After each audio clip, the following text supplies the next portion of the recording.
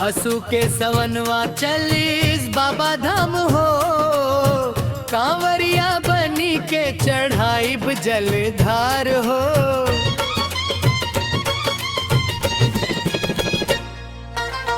बोल बम हर हर बम गूंजे चारों ओर, भोले बाबा के कृपा बर से भरपूर हो। गंगा जी के रवाने जलवा भरब हम, भोले के चरणवा में प्रेम से धरब हम।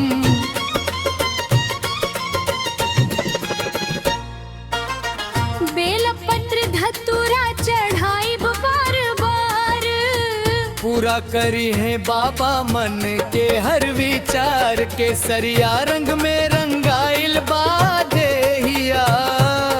बोल बम गावत चले साई टोलिया, देवघर नगरिया में लागल बा मेला, भोले के दर्शन से खिल उठे मनमा।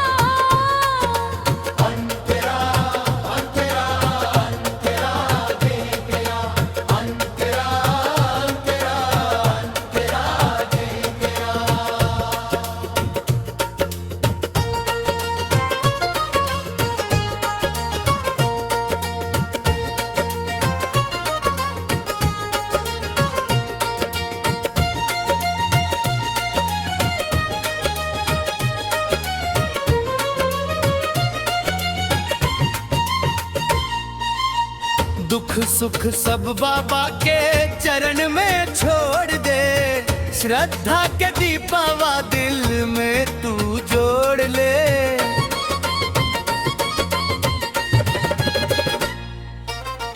असो के सवनवा बन जाव यादगार, भोलेनाथ रखी है जीवन खुशहाल।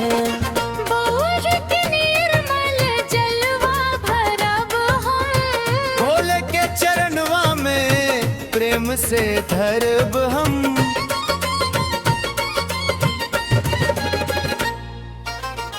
बेल पत्र धतूरा चढ़ाई बार बार, पूरा करी है बाबा मन के हर विचार। केसरिया रंग में रंगाइल बा देहिया, बोल बम गावत चले सारी टोलिया। देवघर नगरिया में लागल बा मेला, भोले के दर्शन से खिल उठे मनवा।